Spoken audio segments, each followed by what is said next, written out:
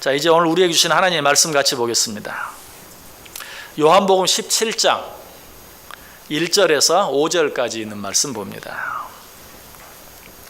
요한복음 17장 1절에서 5절입니다.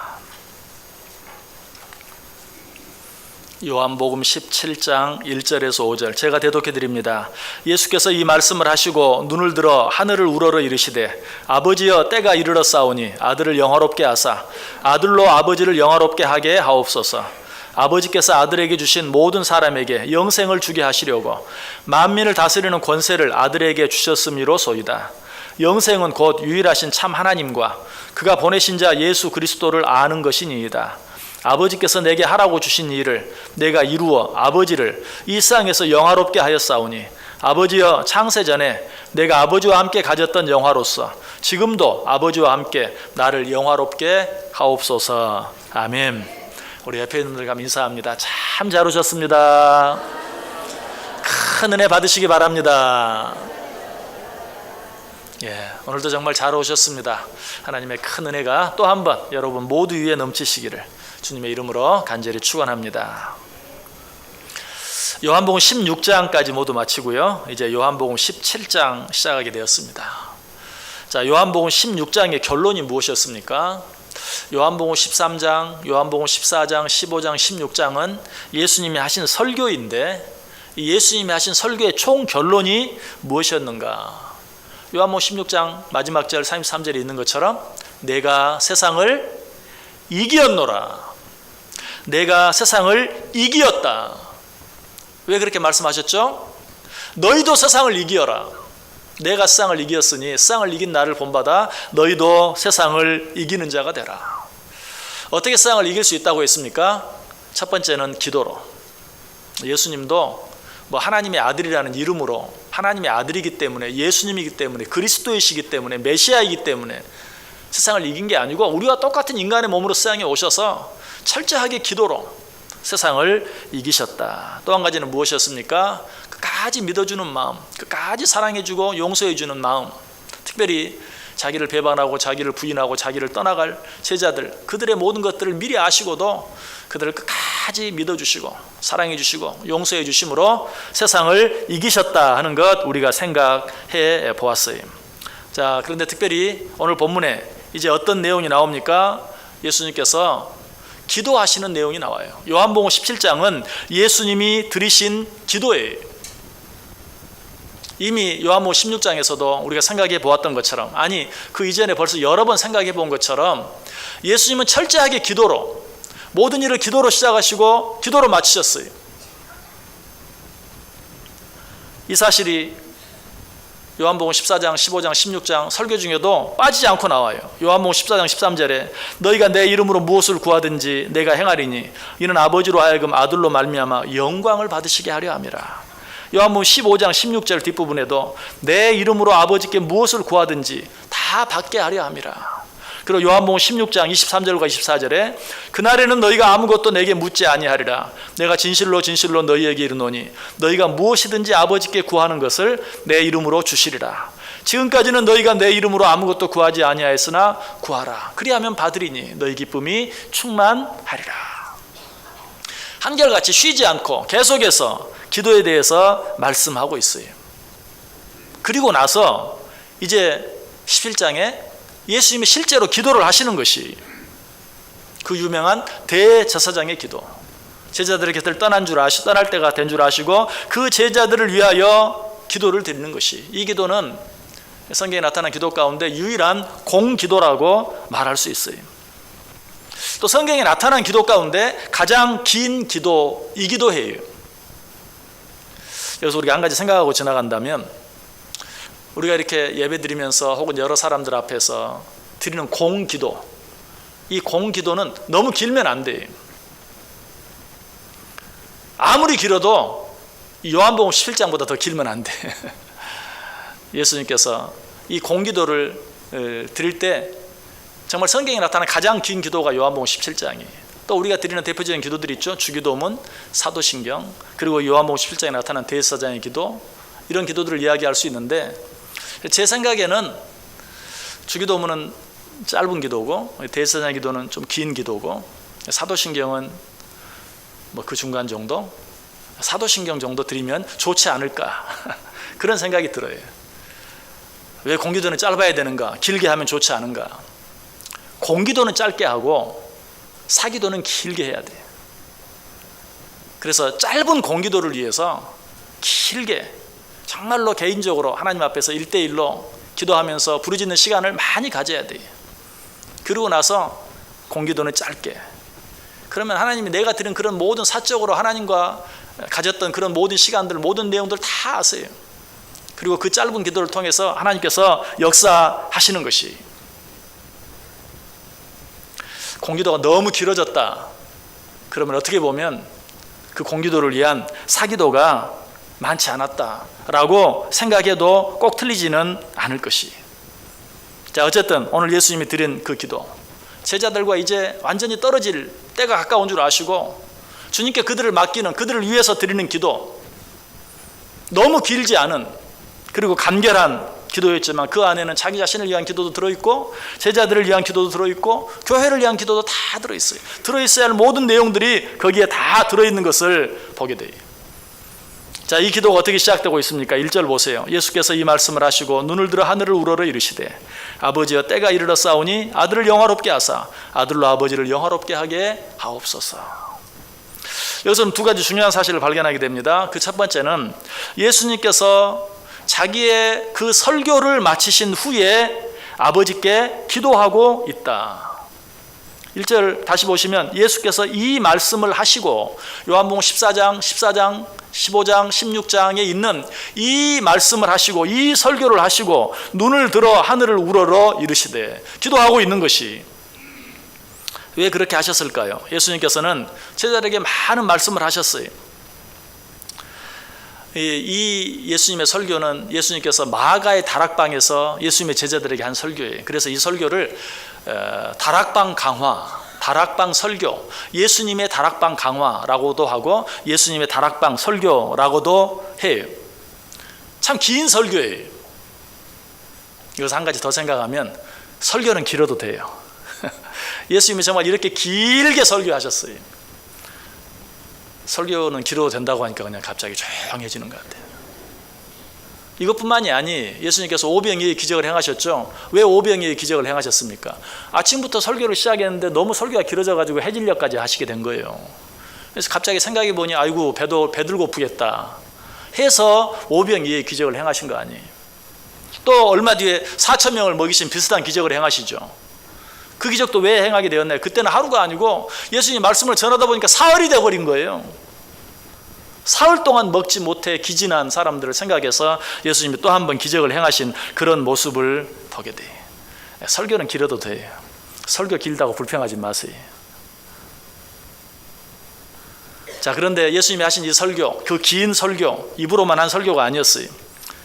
때로는 제자들의 발을 직접 씻겨주시기도 하시고 또 성만찬을 행하기도 하시면서 하셨던 아주 독특한 특별한 시청각적인 그런 설교였어요. 그러고도 그렇게 특별하게 설교를 하시고도 뭔가 모자라는 것처럼 예수님께서는 지금 어떻게 하고 계신다고요? 기도하고 계세요. 무엇을 위해 기도하고 계십니까? 내용을 자세히 생각해 보면 내가 저들에게 전한 말씀이 저들의 삶을 지배할 수 있게 해주옵소서. 내가 저들에게 전한 말씀이 살아서 순간순간 저들의 삶에 영향력을 미치게 해주옵소서. 내가 저들에게 전한 이 말씀 저들이 잊지 않고 그 말씀대로 행하며 살게 해주옵소서. 이 말씀이 저들에게 힘이 되어 힘들 때마다 그 힘든 일을 이기게 하시고 저희들이 괴롭고 힘들 때 외로울 때는 또 이 말씀이 위로가 되게 해주옵소서 라는 그런 기도를 드리고 있는 것이에요. 여러분, 여기서 우리는 중요한 사실 한 가지를 배워야 돼요. 모든 말씀은 위로부터 주어지는 그런 능력을 덧입을 때 비로소 우리 안에서 살아 역사하게 돼요. 그것이 우리에게 힘이 되고 능력이 되게 돼 있어요. 그래서 칼빈은 이렇게 말합니다. 모든 교리는 위로부터 효력이 부여되지 아니하면 힘이 없다. 성령의 기름 부어 주심이 없으면 그 말씀이 우리 안에 살아 역사할 수 없는 것이. 저는 이 사실을 통해서 한 가지 깨달았어요. 말씀을 전하기 전에 물론 기도하죠. 말씀을 준비할 때도 말씀 준비를 시작하면서 기도합니다.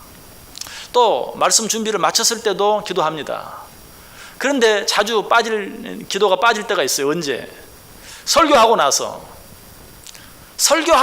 그 말씀을 위해서, 그 말씀을 들은 성도들을 위해서 기도하지 못할 때가 많이 있어요.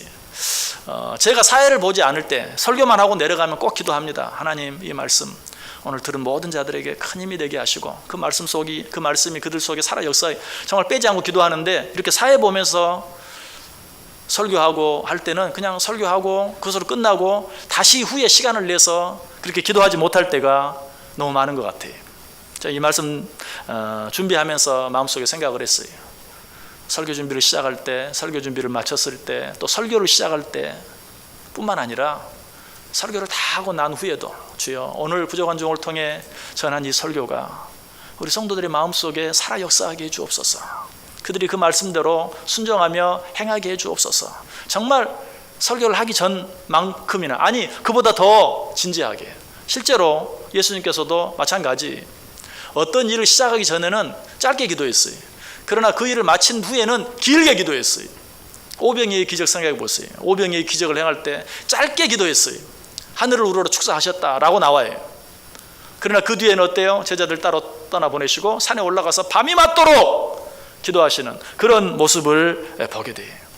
여러분, 말씀을 읽기 전에, 듣기 전에 여러분 꼭 기도하죠. 저는 기도한다고 믿어요. 말씀 읽기, 하나님 말씀 읽습니다. 이 말씀을 읽을 때 성령님께서 내 가운데 역사해 주옵소서. 기도하고 말씀을 읽어요. 그런데 그 말씀을 끝내고 덮었을 때 얼마나 기도하는가. 말씀을 읽기 전에 기도한 것보다 말씀을 듣고 나서 더 길게, 더 오래 기도할 수 있어야 돼요. 당연하죠. 왜? 말씀을 들었으니까. 오늘 이런 말씀 읽었습니다. 이런 말씀 들었습니다. 이 말씀대로 정말 살 수 있는 힘을 더해 주옵소서. 하나님, 오늘 이 말씀으로 내게 응답해 주시니 감사합니다. 정말 이 말씀이 내 삶 속에 이루어지는 은혜, 역사, 축복이 있게 해 주옵소서. 더 자세히 기도할 수 있잖아요.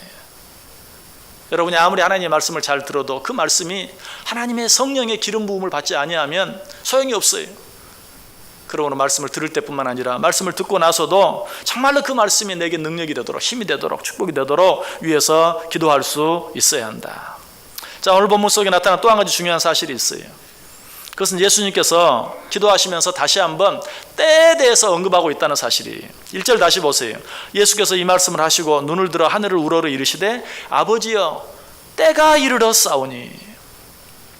무슨 때입니까? 예수님이 제자들의 곁을 떠나갈 때, 그리고 이제 제자들을 위해서, 이 땅의 백성들을 위해서 십자가에 달려 죽어 주셔야 될 때가 이른 줄 아시고 하나님 앞에 기도하고 있는 모습을 보게 돼요. 여러분, 우리가 기도하는 데 있어서 가장 중요한 것은 때에 대한 인식이에요. 지금이 기도할 때다라는 사실을 아는 자, 지금이 기도할 때이다라는 것을 인정하는 자, 이런 자만이 기도할 수 있어요. 여러분, 자주 나는 왜 기도를 자주 하지 못할까? 왜 기도를 잘 하지 못할까? 왜 기도 생활이 잘 되지 않을까? 여러분, 무엇 때문이라고 생각하세요? 내가 너무 바빠서, 내가 너무 피곤해서, 내가 너무 지쳐서, 여러 가지 많은 이유들을 생각할 수 있겠죠. 그러나 분명한 것은 여러분이 너무 바빠서가 아니에요. 여러분이 너무 힘들어서가 아니에요. 내가 왜 기도 생활을 하지 못하는가? 때에 대한 인식이 부족하기 때문에 그래요. 무슨 말이죠? 지금이 기도할 때라는 사실을 모르기 때문에 그래요. 좀 다르게 말하면 내일 기도해도 되지 뭐. 물론 여러분이 그렇게 직접적으로 생각은 하지 않을 거예요. 그러나 오늘 기도하지 않는 것은 내일 해도 되고, 또 내일 못하면 모레 해도 되고, 때에 대한 인식이 없어요. 지금 기도하지 않으면 안 된다는 때에 대한 인식. 성경은 우리에게 뭐라고 말합니까? 내일 일을 너희가 알지 못하는도다. 너희 생명이 무엇이냐? 너희는 잠깐 보이다가 없어지는 안개니라. 짙은 안개가 꼈어요. 그래서 뭐 지척을 분간할 수가 없어요. 여러분, 그 안개가 사라지는데 얼마나 걸릴까요? 삽시간이에요. 삽시간이에요. 그런데 우리는 이 땅에 가득 찬 것처럼 보이는 안개를 보고 아직도 시간이 많은 것처럼 생각을 해요. 성경은 그런 우리를 향해서 너희가 무엇이냐? 잠깐 있다 없어지는 안개와 같지 않느냐? 내일 일을 너희가 알지 못하는도다. 그러므로 어때? 오늘 기도해야 되는 거예요. 여러분, 이 때를 알지 못하기 때문에 내가 기도하지 않고 기도하지 못하는 것이지, 내가 지금 너무 바쁘기 때문이 아니에요. 내가 너무 피곤해서가 아니에요. 여러분, 반드시 오늘 해야 될 일, 오늘 이 때가 지나가 버리면 할 수 없는 일, 아무리 바쁘고 아무리 힘들어도 그 일을 해요. 왜? 오늘 아니면 안 되기 때문에. 내일이 있으면 오늘 좀 피곤하면 쉴 수도 있죠. 오늘 좀 너무 바쁘면 내일로 미룰 수도 있죠. 그러나 내일 일을 정말 알지 못하는 사실을 인정한다면 오늘, 지금 기도하지 않을 수 없는 것이. 자, 지금이 어떤 때라고 말합니까? 베드로전서 5장 8절에 근신하라 깨어라 너희 대적 마귀가 우는 사자같이 두루 다니며 삼킬 자를 찾느니라. 지금이 어떤 때예요? 악한 사탄 마귀가 우는 사자와 같이 집어 삼킬 자를 찾고 있는 때.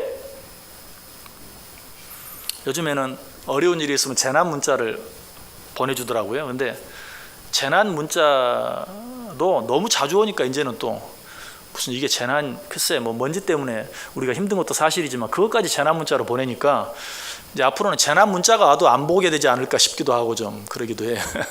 자, 어쨌든 어려운 일이 있으면 재난 문자가, 여러분에게 이런 재난 문자가 왔다고 생각해 보세요. 양천구 신월 사동에 지금 멧돼지 떼가 수십 마리가 나타나서 거리를 휘젓고 다닙니다. 거리를 다시는 분들은 조심하시기 바랍니다. 이런 재난 문자 메시지를 받았다면 어떻게 하겠어요? 여러분 그냥 아무 생각 없이 문 밀고 나가겠어요? 아니죠. 나가기 전에 어때요? 슬며시 잘 주위를 살피고 조심해서 나가지 않겠어요? 아니면 오늘은 내가 이 교회를 떠나지 않으리라 하고 교회 안에서 오늘 철회하면서 기도할지도 몰라요. 정말 그렇잖아요.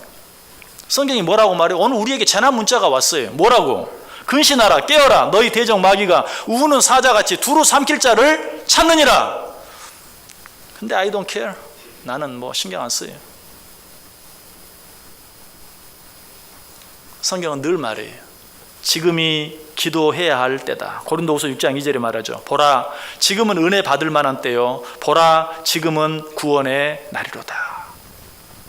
또 이런 말을 들으면서도 그렇게 생각할 수 있어요. 그런 말은 뭐 지난주에도 있었고 그 지난주에도 있었고 그 지난주에도 있었고 작년에도 있었고 재작년에도 있었고 역사일에 계속된 말이 아닙니까? 맞아요. 왜 그렇습니까? 아담이 타락한 이후로 이 세상에 인간이 기도하지 않아도 되는 때는 단 한 번도 없었기 때문에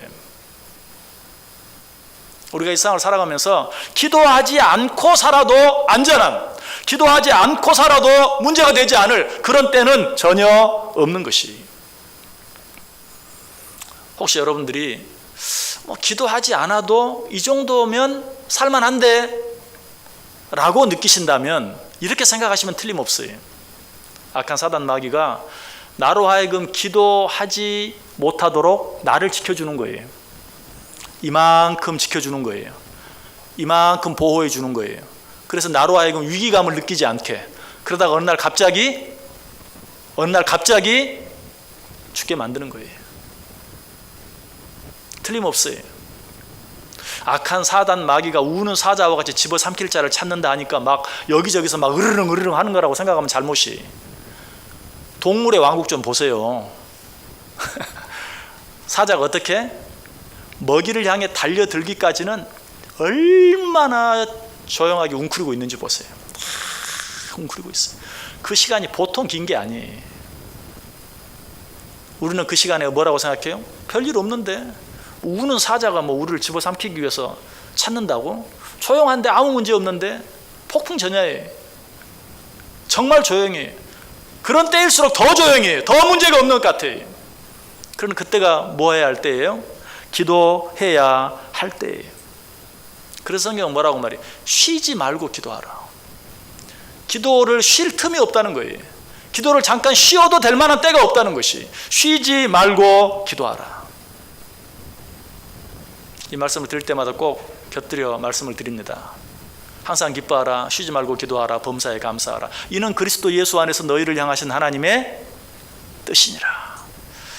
하나님의 뜻이 무엇인지 참 분별하기가 어렵죠. 그럴 때마다 어떻게 하라고요? 먼저 너무나 분명한 하나님의 뜻부터 행하세요. 그게 뭐예요? 항상 기뻐하고 쉬지 말고 기도하고 범사에 감사하는 것. 이건 성경이 말해요. 이는 그리스도 예수 안에서 너희를 향하신 하나님의 뜻이니라. 그러니까 하나님의 뜻이 뭔지 잘 모를 때는 먼저 그냥 기뻐하시고 기도하시고 감사하세요. 그러다 보면 하나님의 뜻이 뭔지 알게 될 것이. 아니 그러다 보면 나도 알지 못하는 하나님의 뜻이 이루어져 있는 것도 보게 될 것이. 쉬지 말고 기도하라. 그런데 여러분 쉬지 말고 기도한다는 거 어떻게 쉬지 않고 기도할 수 있나? 이런 생각 들지 않으세요? 저희들뿐만 아니라 실제로 성경을 연구하던 아주 훌륭한 신학자들이 모여서 성경을 연구하고 있는데 어떤 분이 그런 말을 했어요. 데살로니가전서 5장 17절에 있는 쉬지 말고 기도하라. 참 이 말씀은 문자적으로 실행하기가 너무 어려운 것 같아요. 아니 이 말씀은 문자적으로 실행하는 건 불가능한 것 같아요. 그렇다면 이 말씀이 우리에게 주는 상징적인 교훈이 뭘까요? 그래서 옆에 있는 사람이 또 맞습니다. 진짜 이 말씀은 문자적으로 실행하는 것이 불가능한 말씀입니다. 어떻게 쉬지 않고 기도할 수 있습니까? 그러자 그 자리에 시중 드는 하녀 한 사람, 차도 갖다 주고 다가도 갖다 주고 하던 그 하녀 한 사람이 저는 그렇지 않습니다. 저는 쉬지 않고 기도한다는 것이 그렇게 어렵게 느껴지지 않습니다. 저는 이렇게 합니다. 내가 아침에 눈을 떴을 때 하나님께 나의 두 눈과 함께 내 영혼의 눈도 뜨게 해 주옵소서라고 기도합니다. 그리고 세수를 할 때는 내 영혼도 주님의 보혈로 깨끗하게 해 주옵소서라고 기도합니다. 그리고 옷을 입을 때도 내 영혼도 하나님의 전신갑주를 입게 해 주옵소서. 식사를 할 때도 일용할 양식을 주셔서 감사합니다. 오늘 나에게 영의 양식도 풍성히 허락해 주옵소서. 또 청소를 할 때는 내 마음 구석구석 숨겨져 있는 죄악들까지 말끔히 말씀의 빛으로 씻어주시고 깨끗하게 해 주옵소서라고 기도합니다. 그리고 하루 일과를 마치고 잠자리에 들기 전에 더러운 또 손과 발을 씻으면서 오늘 또 하루 삶을 살아가면서 알고 모르고 지은 죄들이 많이 있습니다. 그 모든 죄들까지도 용서해 주옵소서. 그리고 잠자리에 들면서는 피곤한 내 육신만 쉼을 얻는 것이 아니라 이 육신과 함께 세상과 죄에 지친 내 영혼도 참 안식을 얻게 해 주옵소서라고 기도하며 잠이 듭니다. 이렇게 하면 되는 것 아닙니까? 여러분 정말 이렇게 하면 되는 것 아닙니까? 아침에 눈 뜰 때부터 잠자리에 들 때까지 모든 육신적인 것들을 생각할 때 더불어 영적인 것을 생각할 수만 있다면 몸이 아파요. 건강하게 해주세요. 이때 거기서 끝나는 것이 아니라 하나님 내 영도 건강하게 해주세요. 손발이 더러워서 씻을 때 더러운 손발만 씻는 것이 아니라 더러워진 내 영을 생각하면서 내 영도 깨끗하게 씻어주세요. 우리는 하루 종일 육신의 일을 위해서 바쁘게 정신없이 살아가요. 바로 그 육신의 일을 생각하면서 영적인 일을 함께 생각하는, 육적인 것들을 위해 기도하면서 영적인 일도 같이 기도하는, 바로 이것이 쉬지 아니하고 기도하는 삶이. 사탄이 그리스도인들에게 던지는 최고의 미끼, 그것이 무엇이라고요? 기도하지 않아도 이 정도면 괜찮겠다, 이 정도면 살면 되지 하는 그런 생각, 이것이 사탄이 우리로 하여금 기도하지 못하도록 던지는 가장 위험한 미끼라는 사실. 다시 말해서 기도하지 않고도 별 문제 없이 살아가는 그리스도인이 있다면 그것은 사탄의 계획적인 보호 속에 있다는 사실을 우리가 꼭 깨달아야 돼요. 그리스도인들이 최고로 경계해야 하는 일이 무엇인가? 하나님을 믿고 사는 내가 하나님을 믿지 않는 자들과 똑같이 살아가는데도 별 문제가 없는 것, 이것이 최고로 경계해야 할 일이에요. 예수 믿는 사람이라면 세상의 방법과 하나님의 방법 사이에서 반드시 갈등이 있어야 돼요. 예수를 믿는 사람이라면 예수를 믿기 때문에 당하는 괴로움이 있어야 돼요. 예수를 믿는 사람이라면 예수님 때문에 당하는 아픔이 있어야 돼요. 예수를 믿는 사람이라면 예수님 때문에 당하는 손해도 있어야 돼요. 왜? 예수님께서 이렇게 말씀하셨잖아요. 세상이 너희를 미워하면 너희보다 먼저 나를 미워한 줄 알라. 너희가 세상에 속하였으면 세상이 자기의 것을 사랑할 것이나 너희는 세상에 속한 자가 아니요 도리어 내가 너희를 세상에서 택하였기 때문에 세상이 너희를 미워하느니라. 너희가 세상에 속하지 않았기 때문에 세상이 너희를 미워하는 것은 당연하다라고 이야기하고 있어요. 무엇보다 이런 갈등과 괴로움과 아픔 그리고 이런 손해로 인해서 하나님 앞에 나와 기도하지 않고는 견딜 수 없는 마음, 그런 시간이 있어야 돼요. 이런 어려움, 이런 문제, 이런 아픔이 없어서 기도하지 않아도 적당히 살만하다면 그것이야말로 정말 위험한 것이라는 것이. 그리스도인으로 세상을 살면서 갈등이 있고 아픔이 있고 괴로움이 있고 외로움이 있고 어쩔 때는 손해도 나고 그로 인해서 기도하지 않을 수 없는, 이것이 진정한 그리스도인의 삶이다. 교회 안에는 두 부류의 아주 무서운 사람들이 있어요. 첫 번째는 말씀이 없이 소신만 있는 사람, 참 무섭고 힘든 사람이에요. 또한 우리는 기도는 하지 않고 소신만 강한 사람, 이런 사람도 방법이 없어요. 이길 방법이 없어요. 어떻게 해볼 방법이 없어요. 여러분, 그리스도인들은 소신으로 사는 사람이 아니에요. 그리스도인들은 말씀과 기도로 소신을 죽이며 사는 사람들이에요. 아무든지 나를 따라오려거든 자기를 부인하고 자기 십자가를 지고 나를 따를 것이니라. 그리스도인은 하나님의 말씀과 기도로 자기 소신을 죽이고 자기를 부인하며 사는 자들, 이러한 자들이 바로 그리스도인들이다. 여러분, 나 자신을 어떻게 살아가고 있는지 나 자신을 한번 돌아볼 수 있어야 돼요. 이제부터는 하나님을 믿는 내 소신은 오직 말씀, 오직 기도, 이것이 내 소신이 돼야 돼요. 내가 살아온 경험, 지혜, 상식 이런 것이 아니고 오직 말씀, 오직 기도, 이것이 나의 소신이 되어야 한다. 그럼에도 불구하고 기도하지 않는 사람들의 마음속에는 기도는 구차한 자나 하는 것이다. 나는 아직은 괜찮아. 기도할 때가 오겠지. 마치 기도는 구차한 자들이나 하는 것처럼 생각하는 그런 마음. 또 내가 안 해서 그렇지 하면 너만큼 못할 것 같냐 하는 이런 마음. 기도하지 않는 사람 마음속에는 그런 마음이 있어요. 나도 하면 해. 나도 한다면 하는 사람이야. 안 해서 그렇지. 또 어떤 마음이 있습니까? 나도 옛날에 다 해봤어. 왕년에 나도 한때는 진짜 한가닥 하는 사람이었어 하는 그런 마음, 그런 마음들이 나로 하여금 기도하지 못하게 해요. 더 무서운 것 있어요. 기도하면서 그렇게 살면 뭐하냐? 그렇게 살 바에는 기도하지 않겠다. 내가 너 보기 싫어서 기도 안 한다. 너처럼 될까 봐. 가장 못된 마음이, 가장 교만한 마음이. 사실 우리가 기도하지 않는 데는 이런 마음들이 어느 부분인가 있어요. 이런 마음 때문에 기도하지 못할 때가 많아요. 여러분, 그러나 하나님께서는 사실 아무 문제가 없고 나름대로 잘 살아서 기도하지 않는 사람보다 문제가 좀 있고 잘못도 있고 또 어려움도 있어서 그때마다 하나님 앞에 나와서 눈물 콧물 흘리면서 기도하는 자를 더 좋아하세요. 하나님 이상하다고요? 여러분도 한번 경험해 보세요. 여러분 자식들이 별 문제 없이 별 잘못한 것 없이 살아서 그냥 부모도 있는 둥 없는 둥 생각하면서 살아보세요. 그런 자식보다는 좀 나가서 문제도 일으키고 잘못도 하지만 또 와서는 아이고 잘못했어요. 내가 정말 아버지 오늘 아버지 이름을 내가 욕먹였어요. 이런 자식이 더 나아요. 성경이 그걸 이야기하잖아요. 탕자와 탕자의 형 생각해 보세요. 누가 하나님의 사랑을 더 받았습니까? 탕자의 형보다 탕자가 더 사랑받았어요. 탕자의 형은 자기는 그럴듯하게 살면서 아버지의 마음을 도무지 헤아리지 못했어요. 그래서 오히려 책망을 받습니다. 꾸중을 받습니다. 직접적으로 하진 않았지만 너는 집 나간 동생을 한 번도 생각하지 않느냐? 네가 나처럼 생각해 보았느냐? 하면서 안타까워하는 그런 모습을 보게 돼요. 바리새인과 세리의 기도도 마찬가지. 세리, 우리는 그냥 무조건 세리 겸손한 사람. 아니, 죄를 엄청 지은 사람이. 바리새인 교만한 사람이라고 생각하지만 율법적으로 흠이 없는 사람이. 그러나 예수님께서 누구를 더 귀하게 여기셨습니까? 세리를 더 귀하게 여겼어요.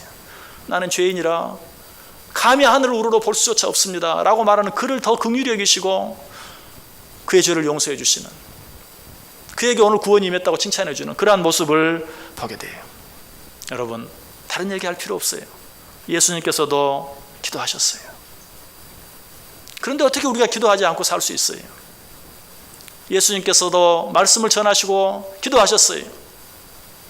어떻게 우리가 하나님의 말씀을 전하고 하나님의 말씀을 듣고 하나님의 말씀을 읽고 그 말씀대로 살게 해달라고 하나님 앞에 기도하지 않고 그렇게 살 수 있겠어요? 기도하지 아니하고 할 수 있는 일은 아무것도 없어요. 이 세상에 기도하지 않아도 되는 사람은 한 사람도 없어요. 이 세상에 기도하지 않아도 될 만큼 작은 일도 없고 이 세상에 기도해도 소용없을 만큼 큰 일도 없어요. 예수 그리스도를 믿는다면 우리는 늘 예수 그리스도께서 기도하신 것처럼 우리도 날마다 기도하며 살아갈 수 있어야 돼요. 스코틀랜드의 유명한 종교개혁자였던 존 낙스는 예수님의 이 기도의 의미를 알았어요. 요한복음 17장의 이 기도의 의미. 그래서 그가 그 병들어서 이제 인생의 말년을 병석에 있게 되었을 때 날마다 이 요한복음 17장을 자기가 읽을 수 있을 때는 자기가 읽고 자기가 읽을 수 없을 때는 그 말씀을 계속해서 읽어달라고 이 말씀 묵상하면서 마지막 때를 준비하며 살아갔어요. 여러분, 오늘이 기도해야 할 때입니다. 기도함으로만 우리는 일상을 이길 수 있고, 기도함으로써만 오늘 나를 이길 수 있고, 기도함으로써만 죄악을 이기며 살아갈 수 있어요. 우리가 기도할 때 나 자신이 바뀌어지고 변화되어 줄 수 있고, 기도함으로 우리 가정이 바뀌어지고 변화되어 줄 수 있고, 우리가 기도함으로 이 나라와 일상이 바뀌어지고 변화되어 줄 수 있어요. 주의 이웃들을 바라보면서, 주위 사람들을 바라보면서, 이 나라와 이 민족을 바라보면서, 세상을 바라보면서 여러분 뭐라고 말합니까? 뭐라고 말해도 좋습니다. 다 자기 소신인데. 그러나 그 말하기 전에 먼저 우리는 뭐 할 수 있어야 돼요? 기도할 수 있어야 돼요. 내 이웃을 위해서 기도하고 그리고 나서 뭐라고 말하세요? 교회를 위해서 기도하고 그리고 나서 뭐라고 말하세요? 나라와 민족을 위해서 기도하고 그리고 나서 뭐라고 말하세요? 기도하지 아니하고 무엇인가 하는 것, 그것은 죄예요. 잘못된 것이, 교만이. 저와 여러분이 기도하는 한 사람이 되어서 저와 여러분으로 말미암아 우리 가정이 바뀌어지고 변화되어지고, 우리 교회가 바뀌어지고 변화되어지고, 이 나라와 이 민족이 바뀌어지고 변화되어지는 놀라운 역사가 있어질 수 있게 되기를 주님의 이름으로 간절히 축원합니다.